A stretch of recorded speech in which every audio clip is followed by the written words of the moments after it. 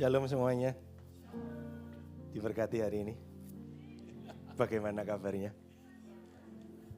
Gak pernah biasa orang Victory ini memang ya. Kabarnya selalu luar biasa. Nanti kita akan belajar apakah kita benar-benar luar biasa. Diberkati ya, tadi sama Papi 28 tahun loh teman-teman. Saya baru 17 tahun dan belajar banyak. Dulu Papi pernah ngajari gini, pernikahan itu gampang atau susah? Kalau tahu, mudah. Kalau enggak ngerti caranya, susah. Tapi bagaimana tahu caranya kalau belum menjalani? Jadi saya beranggapan begini, pernikahan ini tidak pernah mudah. Supaya apa? Saya terus belajar. Jangankan suami, Bapak Ibu, Tuhan saja sulit membahagiakan wanita. Dikasih alis di gambar ulang. Jadi suami-suami tenang, kalau sulit membahagiakan istri tetap bersukacitalah karena kita sama penderitaannya dengan Tuhan. Haleluya. Ya, kita masuk dalam firman hari ini. Ada satu judul yang saya berikan, Miracle Behind the Miracle. Mujizatnya double Bapak Ibu. Mujizat dibalik mujizat. Mujizat saja sudah senang kita. Betul? Siapa yang suka terima mujizat Bapak Ibu? Angkat tangan. Sama ya, semua suka mujizat. Tapi kita hari ini mau belajar. Ternyata ada mujizat dibalik mujizat. Berapa banyak Bapak Ibu yang sudah pernah mengalami mujizat Tuhan dalam hidupnya? Boleh angkat tangan. Yang sudah pernah mengalami. Pada banyak ya, semua ya kayaknya ya. Bapak Ibu coba diingat-ingat sekarang, sebentar saja, 1 menit perenungan.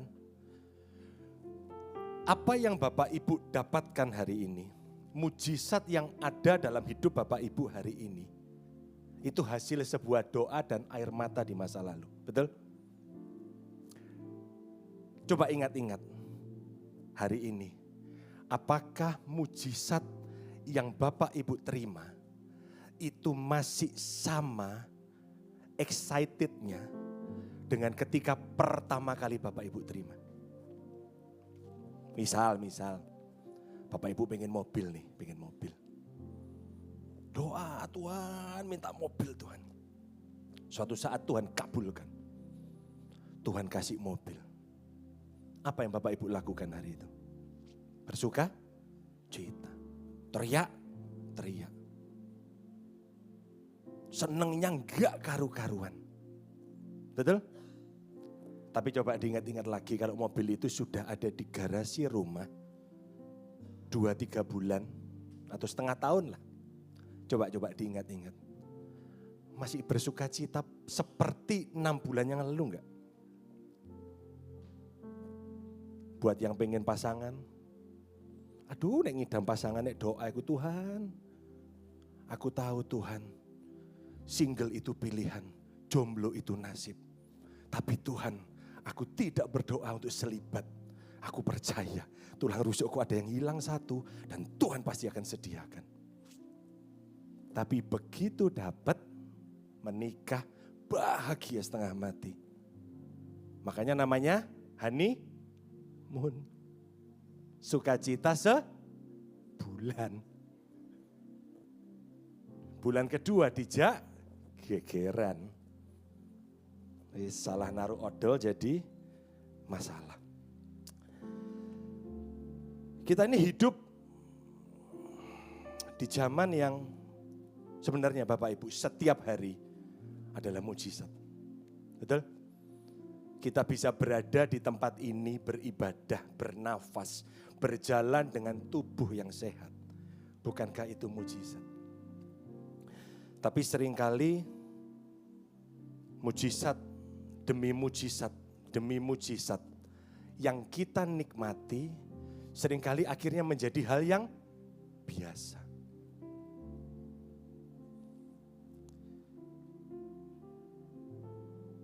Kita belajar dari satu bangsa Bangsa Israel, Bapak Ibu tentu ingat cerita bangsa Israel, mungkin semuanya sudah hafal.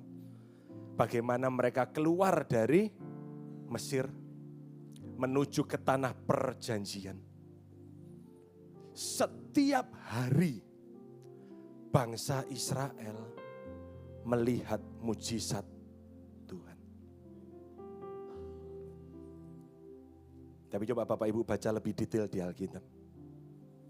Bahkan dikatakan di Alkitab bangsa Israel itu bangsa yang tegar tengkuk. Bangsa yang keras kepala. Aneh ya Bapak Ibu. Kita sering berdoa untuk mendapatkan mujizat. Tapi ada satu bangsa yang setiap hari melihat mujizat.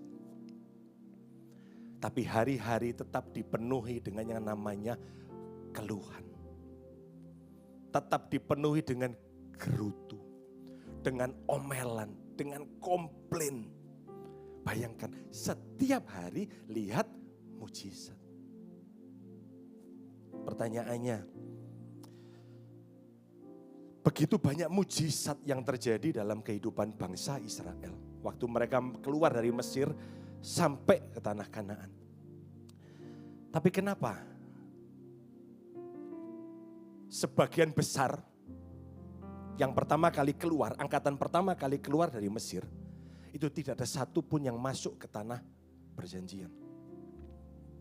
Selain Yosua, Kaleb dan angkatan yang ke bawah. Tuhan harus marah dan Tuhan harus tegur mereka. Bahkan Tuhan bilang gini, tidak ada satu pun dari kalian yang akan masuk ke tanah perjanjian selagi mereka melihat mujizat setiap hari. Yuk kita belajar malam hari ini. Kenapa sih mujizat itu kok ternyata tidak membuat kita berubah? Proses seringkali membuat kita berubah. Tapi terkadang justru mujizat itu tidak mengubah hidup kita. Tujuan sesungguhnya dari sebuah mujizat. Di Yohanes 20 ayat 30 sampai 31. Kita baca bersama-sama Bapak Ibu. 2, 3.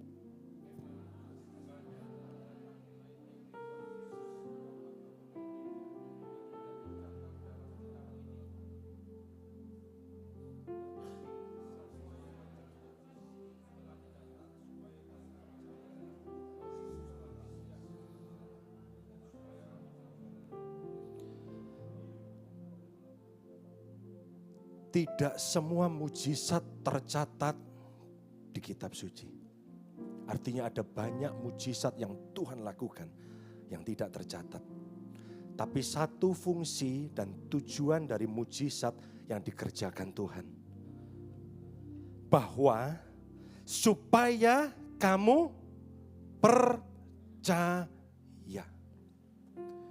Bahwa Yesuslah Mesias, Anak Allah.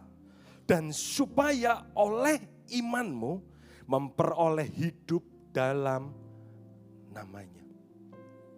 Artinya begini Bapak Ibu. Mujizat dalam bahasa Yunani itu ditulis dengan semeion. Yang artinya adalah tanda. Makanya Alkitab menulis tanda ajaib, tanda mujizat. Saya suka karena asal dari Semarang, gitu kan. Saya kalau pergi ke Semarang, saya itu bukan tipe orang yang hobi nyetir Bapak Ibu. Jadi tanda di jalan, rambu-rambu penunjuk tanda Semarang jaraknya berapa, itu menentukan mood saya. Jadi kalau tulisannya masih 300 kilo gitu, saya rada aduh sih 3 jam rek gitu. Tapi kan kalau kita jalan di tol, kan kita lihat tanda lagi. Semarang 200 kilo. Pertanyaannya, apakah saya berhenti di tanda Semarang 200 kilo dan saya pesan nasi gandul? Enggak bisa Bapak Ibu. Ketika saya melihat sebuah tanda tulisannya Semarang 200 kilo, artinya apa? Saya berada di trek yang benar. Saya harus terus berjalan supaya saya mendekat kepada tujuan. Saya berjalan lagi dan saya lihat sebuah tanda lagi. Semarang 100 kilo. Saya nggak bisa pesen gudeg koyor di situ Bapak Ibu. Karena nggak ada yang melayani pasti di bawah tanda itu. Artinya begini, setiap kali saya melihat sebuah tanda, itu harusnya menjadi sebuah penanda bahwa saya harus berjalan terus kepada tujuan. Dan itu arti kata mujizat. Mujizat itu tanda Bapak Ibu.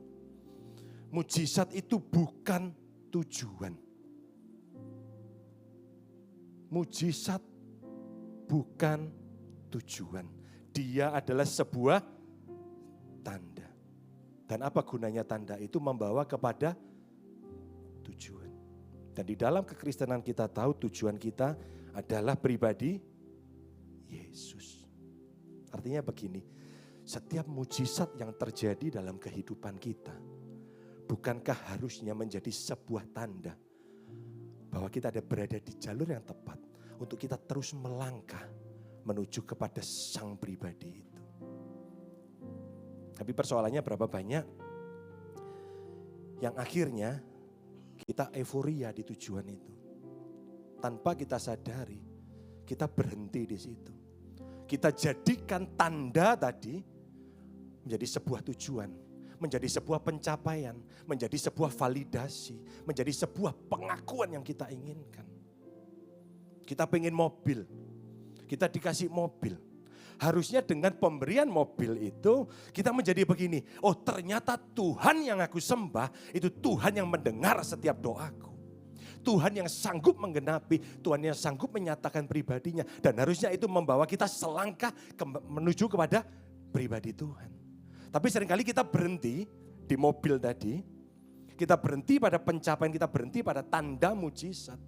Kenapa? Karena tanpa kita sadari, tanda tadi itu menjadi sebuah validasi kita. Menjadi sebuah pencapaian kita. Menjadi sebuah pengakuan kita.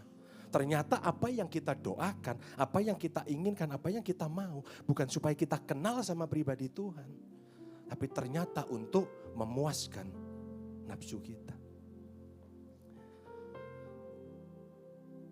Tanda itu diperlukan Bapak Ibu. Mujizat itu perlu terjadi dalam hidup kita. Supaya kita apa? Kita tahu arah yang benar.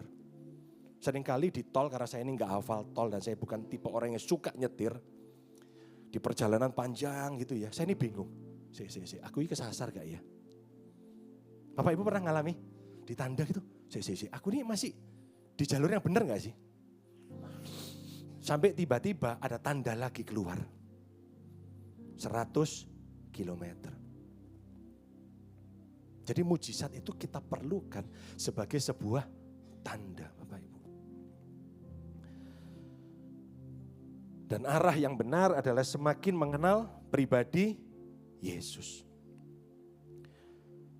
Tapi kadang kita saat melanjutkan perjalanan, kadang tanpa kita sadari kita lupa tanda yang pernah kita lihat.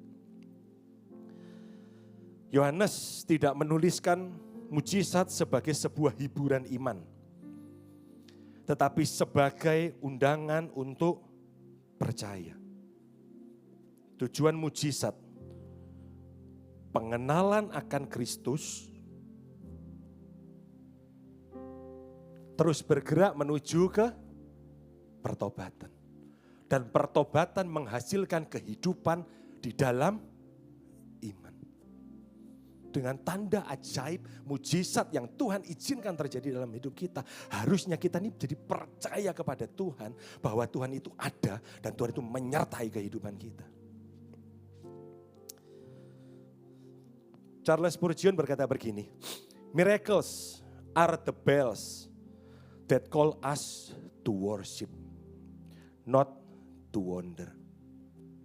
Mujizat adalah lonceng yang memanggil kita untuk menyembah Tuhan. Bukan untuk sekedar kagum. Kita kalau terima mujizat kan, wow, Tuhan baik dari dulu Pak Bu. Tuhan sudah baik dari 2000 tahun yang lalu ketika dia berikan anaknya sebagai penolong dalam hidup kita. Sebagai juru selamat dalam hidup kita. Mati di atas kayu salib, dia Tuhan yang baik.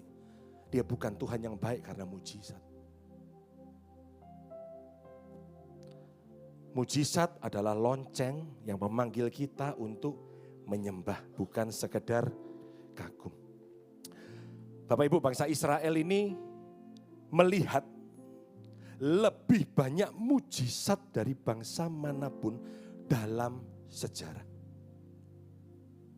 Melihat 10 tulah, melihat laut terbelah, melihat air dari gunung batu, melihat mana turun dari surga. Tidak ada bangsa lain yang pernah melihat mujizat demikian. Tapi persoalannya, bahkan setelah mereka melihat keajaiban, mereka tetap hidup takut, mereka tetap hidup marah kepada Tuhan dan Musa. Mereka tetap menolak walau sudah melihat bukti. Firman Tuhan menyebut mereka bangsa yang tegar tengkuk di Keluaran 32 ayat 9. Masalahnya ternyata mereka bukan kurang bukti atau mujizat. Tetapi mereka tidak memahami tujuan dari sebuah mujizat. C.S. Lewis berkata, miracles are not sent to convince stubborn heart, but to awaken willing ones. Mujizat bukan dikirim untuk membujuk hati yang keras, tetapi untuk membangunkan hati yang mau. Mereka melihat karya Tuhan, tetapi tidak mengenal karakter Tuhan. Mungkin kita berpikir gini, wih, kebuacut ya bangsa Israel itu. Sudah melihat setiap hari Bapak Ibu, mujizat. Kok enggak bisa percaya sih? Kok enggak berubah sih? Kok enggak bertobat sih? Kok enggak menjadi pribadi yang lebih kenal Tuhan? Mungkin pertanyaan itu muncul dari kita ketika kita dengar cerita tentang Israel. Tapi sore hari ini boleh enggak kita sedikit refleksi? Bagaimana dengan hidup kita? Kita tadi sebagian besar angkat tangan. Pernah ngalami Tuhan. Pernah ditolong Tuhan. Pernah lihat mujizat Tuhan. Tapi hari ini ketika kita menghadapi masalah, Bapak Ibu masih takut? Bapak Ibu masih khawatir? Ada berapa banyak yang masih marah sama Tuhan karena doanya belum dijawab? Ada berapa banyak yang datang ke gereja cuma karena takut masuk neraka? Tapi sudah tidak datang dengan cinta kepada Tuhan. Cuma takut kesannya murtad, makanya dia tetap beribadah, tapi hatinya hambar. Dia menyanyi, dia lihat lagu, tapi dia enggak percaya apa yang dia baca dan dia nyanyikan. Firman ini muncul ketika minggu lalu pulang dari gereja Bapak Ibu. Saya ini kan habis dapat door prize gitu kan. Mobil berhenti, tiba-tiba diseruduk sepeda motor dari belakang. Di jalan yang kecil dan tiba-tiba bumper saya itu pecah. Bumper saya pecah, bagasi saya melesek dan harus dicat, dibetulin di asuransi. Akhirnya kami pinjam mobil. Kami pinjam mobil dan kami puji Tuhan kami dapat pinjaman. Terus di gereja hari itu tuh kan kita pulang naik mobil pinjaman nih gitu lah. Di mobil saya sama istri itu biasa ngobrol Bapak Ibu. Karena percayalah 95% nanti pernikahan adalah tentang komunikasi. Jadi jangan diem-dieman sama pasangan, ngobrol Bapak Ibu. Saya tuh biasa ngobrol terus sama istri saya di mobil. Ngobrol, nah kami tuh cerita. Kebetulan sedang berhadapan dengan sebuah masalah yang cukup pelik. Kami nggak tahu jalan keluarnya. Kami nggak tahu apa yang harus kami lakukan. Hari-hari kami jujur penuh dengan ketakutan, kekhawatiran. Kebingungan apa yang harus kami lakukan. Terus kemudian di mobil tuh kami ngobrol, cerita sama istri. Wih, ya apa ya? Ini kayak gini ya apa? Buat skenario Bapak Ibu. Udah kayak gini ya apa ya? Nanti ini kayak gini ya apa? Wih, nanti ini gak dapat ini seperti ini. Nanti apa jadi ini? Kita tuh cerita tentang banyak hal, tentang apa yang bisa terjadi kalau tidak terjadi apapun. Tidak terjadi mujizat dan pertolongan. Tiba-tiba ketika sudah masuk mendekati kompleks rumah, istri saya itu cuma ngomong satu kalimat, tapi benar, itu seperti suara Jesselyn di siang bolong. Bapak Ibu pernah dengar suaranya Jesselyn? Saya tadi mau ngomong seperti disambar petir, tapi saya takut gitu kan. Nanti kalau terjadi beneran, jadi lebih aman saya dengar seperti suara Jesselyn di siang hari. Keras, tapi masih aman. Istri saya itu tiba-tiba ngomong gini. Waktu perjalanan masuk ke kompleks rumah gitu, Nes, Tuhan itu ajaib ya. Maksudnya non, kita ini berdoa, punya mobil baru. Tambahan satu karena kita perlu. Tuhan belum jawab. Tapi di saat kita butuh, ada kendaraan. Memang tidak seperti yang kita inginkan. Tidak seperti yang kudoakan. Tapi siapa tahu ada jamahan Tuhan malam hari ini. Sehingga tiba-tiba mobil bak pulang. Mungkin kan gak ada yang gak mungkin buat Tuhan. Siapa tahu tergerak. Tapi kalau enggak pun aku tetap bersuka cita. Satu kalimat dari Ani itu seperti gini. Kamu kok takut sih? Kenapa kamu khawatir? Kenapa kamu jadi tidak percaya? Ada sekian banyak hal yang aku kerjakan dalam hidupmu. Pertolongan demi pertolongan, mujizat demi mujizat. Mungkin memang tidak seperti yang kamu mau. Tidak seperti apa yang aku harapkan. Tapi pertolongan Tuhan itu ajaib Bapak Ibu. Dan tiba-tiba siang hari itu saya kayak diingatkan begini, goblok. Apa bedanya kamu sama bangsa Israel? Terus menggerutu, terus komplain, terus tidak percaya, padahal sering mengalami mujizat Tuhan. Mazmur 78 ayat 11. Mereka, ada enggak?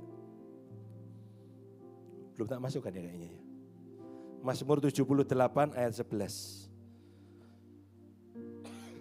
Mereka melupakan pekerjaan-pekerjaannya dan perbuatannya yang ajaib yang telah diperlihatkan kepada mereka. Kalau kita jujur Bapak Ibu, pola bangsa Israel ini sering terjadi dalam kehidupan kita. Tuhan tolong, kita bersyukur sebentar. Masalah baru muncul, kita kembali takut. Kembali panik, kembali kecewa. Kita seakan-akan lupa penyertaan dan pertolongan Tuhan sebelumnya. Kita menikmati berkat mujizat. Tetapi tidak mengenal pribadi sang pemberi berkat. Kita mengalami karyanya, tetapi seringkali kita melewatkan suaranya. Bapak Ibu, mujizat itu terjadi. Yang pertama sebagai tanda. Yang kedua supaya kita bertobat, Bapak Ibu. Kita pikir bertobat itu cuma waktu dibaptis. Enggak, Bapak Ibu. Bertobat itu setiap hari. Kita sudah ditolong, gak percaya sama Tuhan. Kita perlu bertobat. Kita sudah sering lihat mujizat, kita masih terus hidup dalam kekhawatiran. Kita perlu bertobat.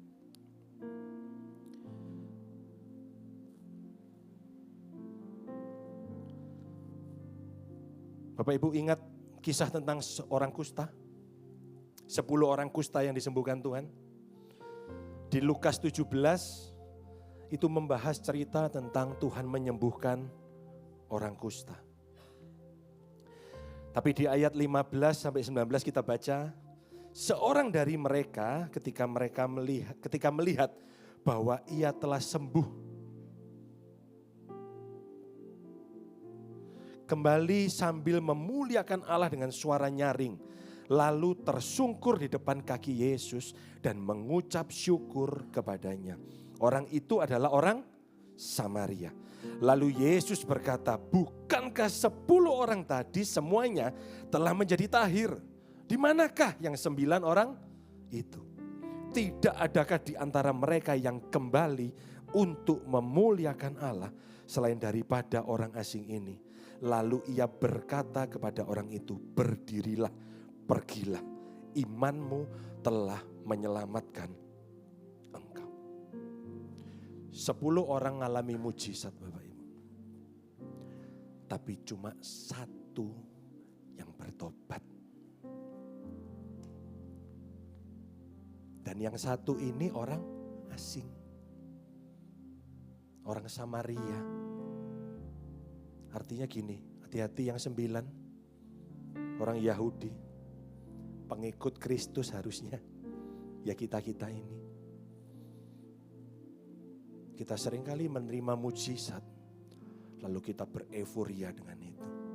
Kita bersuka cita, kita menikmati, kita lupa untuk kembali bersyukur dan bersyukur, bertobat kepada pribadi Tuhan. Yesus berkata begini, imanmu telah menyelamatkan engkau. Dalam bahasa aslinya kata menyelamatkan di sini itu bukan sekedar menyembuhkan tubuh, tapi menyembuhkan jiwa. Yang Tuhan inginkan bukan sekedar mengubah yang tampak di luar, melainkan Tuhan lebih fokus dengan apa yang ada di dalam kita. Mujizat sejati bukan kesembuhan di luar, tetapi perubahan dan kesembuhan di dalam. Inilah miracle behind the miracle. Sudahkah mujizat itu membuat kita bertobat? Sudahkah mujizat itu membawa kita selangkah mendekat kepada pribadi Tuhan? Sudahkah mujizat itu membuat kita jadi hidup mempermuliakan Tuhan?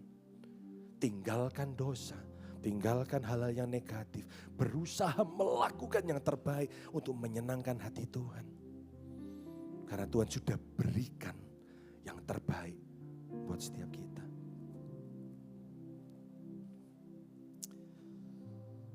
Mengapa banyak orang hanya mengalami euforia, Bapak Ibu? Yang pertama, karena kebanyakan dari kita manusia hanya fokus pada kebutuhan atau keinginan, bukan pada pribadi Tuhan. Kita rajin beribadah supaya Tuhan berkati. Kita rajin melayani supaya Tuhan jawab doa. Kita rajin datang ke gereja, kita rajin berdoa supaya Tuhan memberikan apa yang kita inginkan. Bukankah harusnya fokus kita kepada pribadi Tuhan? Yang kedua, karena kita ini ingin solusi cepat, Bapak Ibu. Bukan kedewasaan iman. Makanya ketika dapat mujizat kita happy banget. Tapi kita nggak belajar prosesnya. Yang ketiga, karena kita ini lebih suka ditolong daripada dipimpin. Lebih gampang ditolong. Lebih gampang berseru-seru untuk mujizat daripada belajar dipimpin oleh Tuhan. Yang keempat, karena kita sering bergerak dengan emosi hati, bukan transformasi hati. Perasaan Bapak Ibu. Kekristenan bukan perasaan. Kekristenan itu komitmen. Aku cinta Tuhan bukan ketika Tuhan berikan apa yang aku mau. Tapi aku akan tetap cinta Tuhan. Seandainya Tuhan berkata belum, tunggu atau bahkan tidak dalam hidupku, aku akan tetap cinta Tuhan. Itu kekristenan. Dan harusnya mujizat itu melatih kita untuk menyadari pribadi Tuhan. Perubahan hidup terjadi bukan karena pengalaman besar, tetapi karena makna dari pengalaman itu. Mujizat menjadi efektif bukan karena spektakulernya Bapak Ibu. Tetapi karena apa yang kita pahami tentang Tuhan dari mujizat itu. Kisah bangsa Israel di Bilangan 13 dan 14 tentang 12 pengintai. 12 pengintai ini para tetua bangsa Israel Bapak Ibu. Para pemimpin. Harusnya sebagai seorang pemimpin mereka melihat bagaimana karya Tuhan menyertai dalam perjalanan di padang pasir. Betul? Tapi dari 12 orang, hanya ada 2 orang, yaitu Yosua dan Kaleb, yang memberikan makna kepada mujizat yang mereka alami sepanjang perjalanan mereka. Bilangan 14 ayat 8.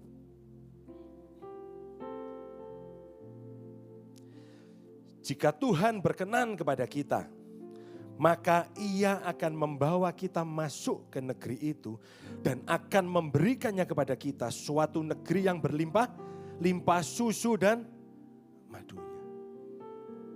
Mereka 12 pengintai ini melihat hal yang sama enggak Bapak Ibu? Mereka melihat kota yang berkubu-kubu. Mereka melihat kota yang penuh dengan raksasa. Mereka melihat tembok-tembok pertahanan musuh di tanah Kanaan. 12 orang ini melihat hal yang sama. Di sepanjang perjalanan mereka juga menikmati mujizat yang sama. Mereka sama-sama melihat laut terbelah, mereka sama-sama melihat 10 tulah, mereka sama-sama melihat perlindungan penyertaan Tuhan tiang awan, tiang api. Mereka sama-sama melihat mana dari surga, mereka sama-sama menikmati burung puyuh. Tapi ternyata ketika kita tidak menyadari tujuan dari sebuah mujizat, mujizat hanya sebuah euforia. Yosua Kaleb belajar sesuatu yang berbeda. Mereka melihat penyertaan Tuhan. Ketika mereka melihat persoalan di depan, mereka melihat tanah Kanaan dengan segala persoalannya. Mereka enggak lihat persoalannya. Mereka sadar siapa Tuhan yang menyertai kehidupannya. Tuhan yang sanggup melakukan perkara-perkara ajaib seperti yang sudah mereka lihat di padang gurun. Berapa banyak dari kita, termasuk saya, ketika menghadapi pergumulan di depan, ketika menghadapi tantangan kembali, ketika ingat tagihan-tagihan kembali, tiba-tiba pengalaman ajaib bersama dengan Tuhan itu bisa finish. Kayaknya Tuhan gak pernah buat apapun dalam hidup kita. Kita demikian ketakutan seperti gak ada Tuhan. Dan yang terakhir, tujuan dari mujizat adalah persiapan untuk sesuatu yang lebih besar Bapak Ibu. Mujizat bukan perhentian, tetapi persiapan. Bukan tujuan, tetapi proses pembentukan. 40 tahun bangsa Israel di padang gurun mengalami tantangan, mengalami air pahit, kepingin air, kepingin makan, dan Tuhan nyatakan ajaib-ajaib dalam hidup mereka. Dan tujuannya satu sekali lagi, Tuhan tidak pernah memberikan mujizat untuk kenyamanan kita. Sekali lagi, Tuhan tidak memberikan mujizat untuk membuat kita nyaman. Hidup ini adalah perjuangan Bapak Ibu. Rasul Paulus berkata begini, aku telah mengakhiri pertandingan. Artinya apa? Sepanjang kehidupan kita akan terus bertanding. Kita akan terus berhadapan dengan persoalan demi persoalan. Kita akan terus berhadapan dengan masalah demi masalah. Kita tidak akan pernah bebas dari masalah Bapak Ibu. Berita baiknya, kapan masalah itu selesai? Ketika bertemu dengan kodak 1 kali 2 meter. Masalah cuma berakhir ketika Tuhan berkata selesai. Waktunya pulang. Demikian masalah akan selesai. Tapi sepanjang Tuhan belum berkata selesai Bapak Ibu, kita akan terus berhadapan dengan pertandingan iman. Dan kita sedang dipersiapkan dengan proses persoalan mujizat, proses persoalan mujizat, proses persoalan mujizat. Diharapkan harusnya kita menjadi pribadi yang lebih kuat. Kalau kalian pernah lihat gambar serigala kecil yang kena panah 3, terus kemudian ada serigala dewasa, panahnya 15 Bapak Ibu. Artinya begini, tantangannya enggak selesai. Hanya pribadi kita yang sudah dilatih sama Tuhan, ini akan menjadi pribadi yang lebih kuat menghadapi segala sesuatunya. Yosua dan Kaleb sadar bahwa penyertaan Tuhan itu ajaib dalam hidup mereka. Apakah mereka menjadi pribadi yang nyaman? Menjadi pribadi yang santai-santai? Enggak Bapak Ibu. Dia tetap menjadi pribadi yang sadar bahwa hidup adalah peperangan. Ada satu lingkaran yang Bapak Ibu dulu Papi Herman pernah jelasin. Hard times, masa sulit menghasilkan manusia-manusia yang kuat. Manusia-manusia yang kuat menghasilkan masa yang mudah. Masa yang mudah menghasilkan manusia-manusia yang lemah. Manusia yang lemah menghasilkan masa yang sukar. Dan ini terus berputar seperti ini Bapak Ibu. Makanya kenapa Tuhan melatih kita. Supaya kita tidak menjadi manusia yang lemah. Kita tidak menjadi manusia yang hidup dengan kenyamanan. Lemah, semuanya dituruti. Minta ini Tuhan kasih, Tuhan kasih, Tuhan kasih, Tuhan kasih. Alkitab berkata kita ini kalau sudah mau menjadi manusia yang dewasa, kita nggak bisa terus minum susu. Kita harus makan makanan keras Bapak Ibu. Kita harus belajar bahwa setiap hal yang Tuhan izinkan terjadi, mujizat yang Tuhan berikan dalam hidup kita, selalu bertujuan untuk melatih hidup kita. Ketika Yosua dan Kaleb masuk dalam tanah perjanjian, mereka harus kembali berperang loh Bapak Ibu. Mereka harus berhadapan dengan tembok Yeriko. Mereka harus menghadapi raksasa-raksasa. Mereka harus hadapi peperangan demi peperangan. Artinya begini, mujizat yang terjadi dalam hidup mereka itu sebagai sebuah bekal bahwa mereka menjadi pribadi yang percaya, bertobat kepada Tuhan, menjadi terus percaya dan makin percaya dalam setiap perjalanan mereka tahu ada Tuhan yang selalu menyertai hidup mereka. Sedangkan kita sudah dijanjikan bahwa kita punya Immanuel, Tuhan beserta dengan hidup kita. Tapi berapa banyak yang ketika enggak dijawab sama Tuhan, yang masih belum terima pertolongan Tuhan, menjadi hambar, menjadi kecewa sama Tuhan. Bahkan gak sedikit menjadi marah sama Tuhan. Yosua dan Kaleb mengalami miracle behind the miracle. Yang pertama mereka menjadi mengenal karakter Tuhan. Mereka menjadi percaya ketika semua orang takut. Mereka berpegang kepada janji bahkan ketika orang lain menggerutu. Mereka belajar melihat seperti Tuhan melihat. Israel hanya melihat tangan Tuhan. Yosua dan Kaleb melihat hati Tuhan. Kristen yang sejati tidak hanya berjalan dengan bukti, tapi dengan sebuah pengenalan.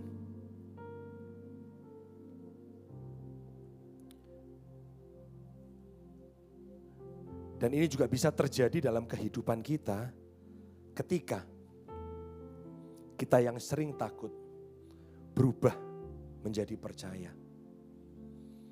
Kita yang sering mengeluh merubahnya menjadi sebuah penyembahan. Panik berubah jadi tenang. Keraguan berubah menjadi pengenalan akan Tuhan. Hati yang keras berubah menjadi hati yang taat. Tim Keller berkata, the real miracle is not that God changes our circumstances, but that He changes us in the midst of them. Mujizat yang sejati bukan ketika sekitar kita itu berubah. Bukan ketika keadaan kita berubah. Mujizat sejati justru terjadi ketika keadaan belum berubah,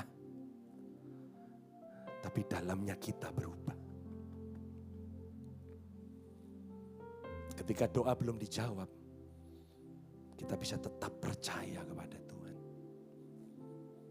Ketika tantangan masih ada di depan, tapi kita tahu siapa Tuhan yang menyertai kita. Bapak Ibu, kalau dapat mujizat, yang bersuka cita siapa Bapak Ibu? Kita. Kalau kita terima yang sakit sembuh, yang mau dipromosi dapat promosi, dapat jabatan baru, dapat berkat, dapat mobil, dapat rumah baru, yang senang siapa? Kita Bapak Ibu. Sorga senang gak? Belum. Sorga biasa Bapak Ibu. Tapi Alkitab menulis kapan sorga bersuka cita ketika ada satu orang bertobat. Sorga dan para malaikatnya bersorak-sorai. Selagi pertobatan terjadi setiap hari, mari kita bikin ramai sorga. Setiap hari kita bertobat, setiap hari kita makin kenal Tuhan, setiap hari kita makin bergantung sama Tuhan, setiap hari kita makin percaya kepada Tuhan. Sorga bersorak-sorai. Suaranya Jesslyn gak terlalu nyolok di sana. Karena semuanya teriak-teriak, gak cuma dia.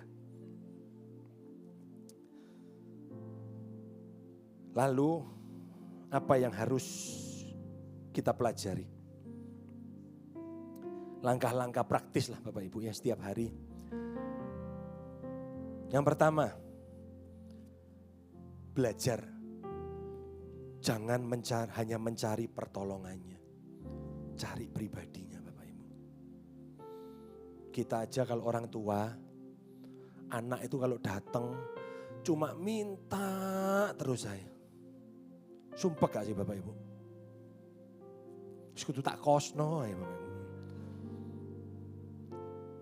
Datang cuma minta. Tapi beda sama anak saya.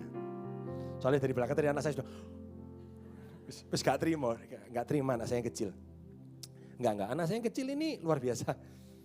Tiba-tiba dia bisa masakin, dia bisa buatin sesuatu. Dia buatin buku-buku yang luar biasa buat saya nangis malam-malam. Hati senang. Kenapa? Karena ternyata seorang anak gak datang cuma minta. Meskipun boleh minta sama orang tua. Kita juga boleh minta sama Tuhan. Tapi kalau hari-hari kita cuma minta terus saya. Kapan nanya Dad, mau tak pijet ta? Dad mau tak buatin kopi ta? Kalau sama Tuhan, Tuhan Tuhan mau aku melakukan apa supaya aku boleh menyenangkan hati Tuhan. Tuhan mau apa yang aku rubah dari hidupku supaya ketika orang melihat aku, mereka melihat pribadimu. Tuhan, apa yang harus tak lakukan sehingga banyak orang itu juga menikmati keselamatan seperti yang ku nikmati. Jadi artinya begini, aku gak datang sama Tuhan cuma isinya minta terus. Mujizat Tuhan terlalu banyak Bapak Ibu. Hanya saja kita sering melupakannya. Kita cuma sering euforia sesaat. Dan kemudian kita kembali lupa. Tanyakan setiap kali Tuhan menolong. Apa yang Tuhan ingin ajarkan. Enggak cuma proses Bapak Ibu. Mujizat itu juga banyak pelajarannya. Catat dan ingat karya Tuhan supaya imanmu tidak hilang. Kenapa? Karena kita ini manusia mudah lupa. Latih hati untuk bersyukur, bukan menggerutu. Jadikan mujizat sebagai fondasi iman untuk musim berikutnya. Mujizat itu fondasi Bapak Ibu. Supaya ketika kita melangkah ke depan, ketika kita menghadapi tantangan di depan, kita tahu kita punya Tuhan yang menyertai kita. Kita punya Tuhan yang tidak pernah tinggalkan kita. Dia Tuhan yang bahkan ketika kita tidak setia, dia tetap Tuhan yang setia. Dia bukan teh celup Bapak Ibu yang naik turun. Kalau kita setia dia ada, kalau kita nggak setia dia pergi. No. Roh Kudus itu berfungsi di dalam kehidupan kita untuk menegur kita, untuk mengingatkan kita, untuk menginsyafkan kita, untuk membawa kita kepada pengenalan akan pribadi Tuhan. Lah gimana kita bisa insyaf kalau kita berdosa, kita jatuh, lalu Roh Kudus hilang. Ding, balik lagi. Nanti kita berbuat baik lagi, kita setia lagi, Roh Kudus datang lagi. No. Dia berjanji akan menyertai kita sampai pada kesudahannya. Dia gak pernah tinggalkan. So, sore hari ini yuk kita belajar renungkan apa mujizat-mujizat yang pernah kita alami dalam hidup ini. Terus kita coba juga renungkan kenapa kita masih tetap terus takut dan khawatir selama ini. Yuk bertobat. Yuk jadikan pengalaman bersama Tuhan menjadi sebuah fondasi. Tuhan Yesus memberkati. Tundukkan kepala.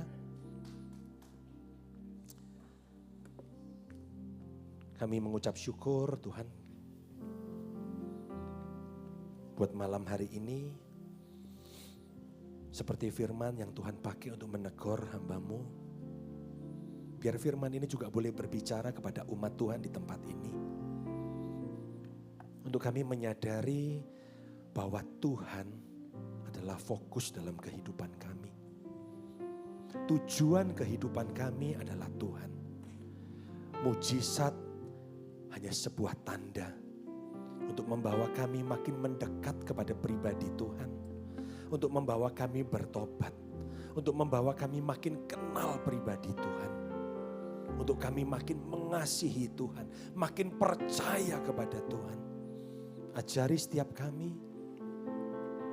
Untuk kami terus mengenal pribadi-Mu. Berbicara kepada setiap kami Tuhan. Apa yang Tuhan mau ajarkan dan apa yang Tuhan kehendaki dalam hidup kami. Berkati umat-Mu di tempat ini. Kami percaya setiap firman tidak akan kembali dengan sia-sia. Dalam anugerah dan kemurahan Tuhan akan tertanam, berakar kuat, bertumbuh, berbuah, dan buahnya boleh dinikmati Tuhan dan sesama. Terima kasih Tuhan, terima kasih. Terpuji-pujilah nama-Mu di dalam nama Tuhan Yesus. Haleluya. Haleluya.